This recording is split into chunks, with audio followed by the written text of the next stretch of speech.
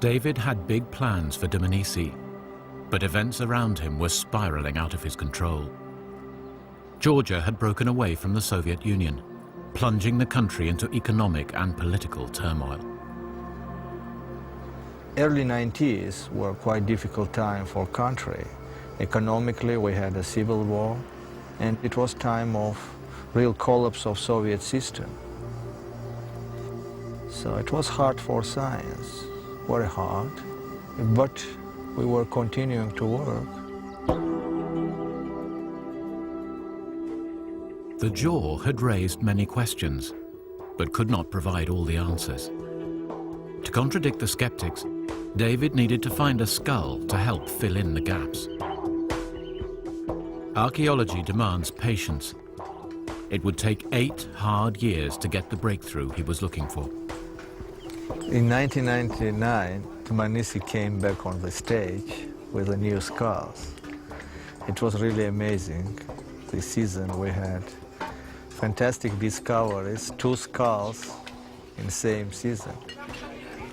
And both the skulls showed that Dmanisi hominids are very primitive. And then we published these skulls in Science magazine. We got real international recognition and a lot of fanfares.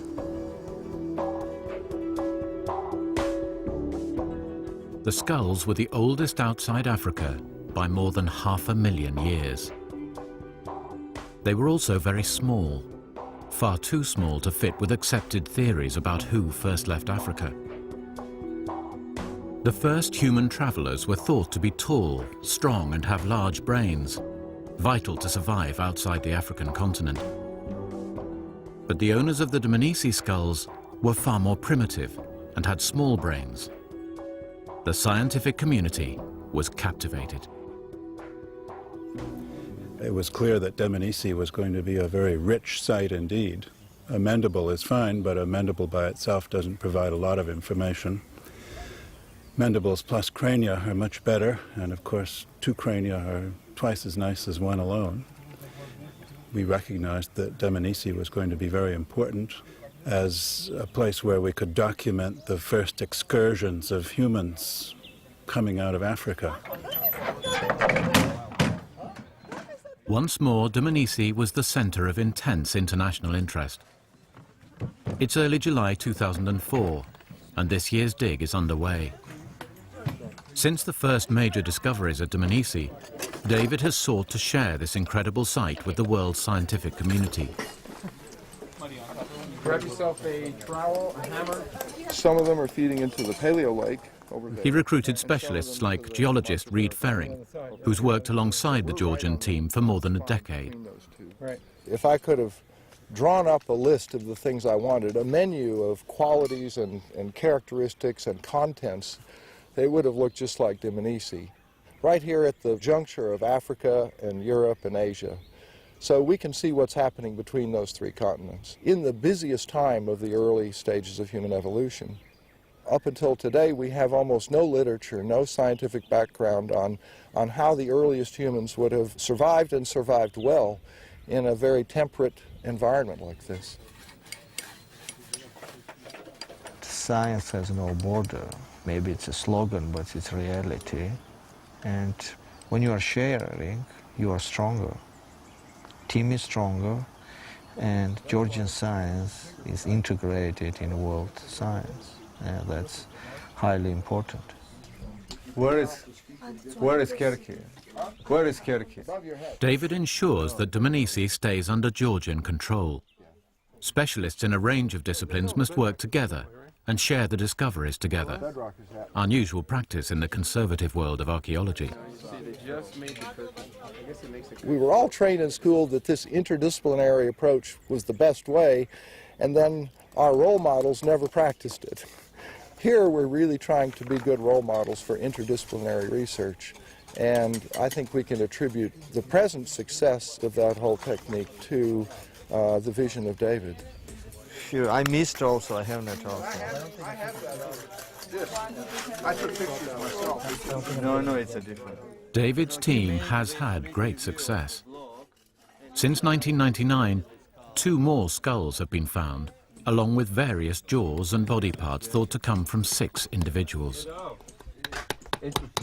This has given the team the unprecedented opportunity to study a group of early humans rather than just one individual. The new arrivals all came from one small pit, known as the Champagne Room. This is one of the richest spots in the world. Could you imagine 2 skulls and 3 human jaws were found here?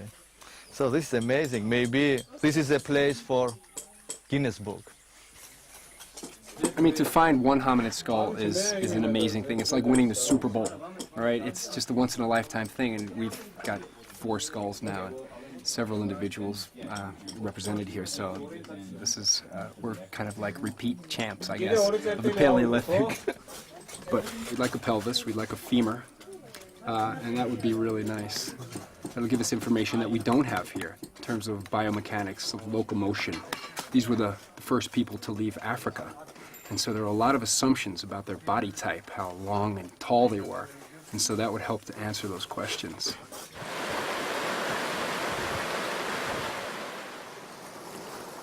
Questions also remain about how the first humans got this far. Before Dmanisi, technology was thought to be the key to surviving out of Africa. But experiments by the Dmanisi team show that the tools found here are primitive and easy to produce. The scientists believe that humans who left Africa should be well developed mentally and technically. Not have a Swiss Army knife, but their weapon should be sophisticated enough. And Dmanisi changed it completely, this idea. Primitive stone tools can be made by breaking one stone with another.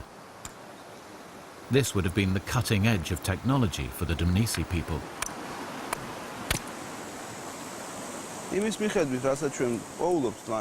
Judging by the stone tools that we find in Dmanisi, it's evident that the hominids that made those tools were very primitive,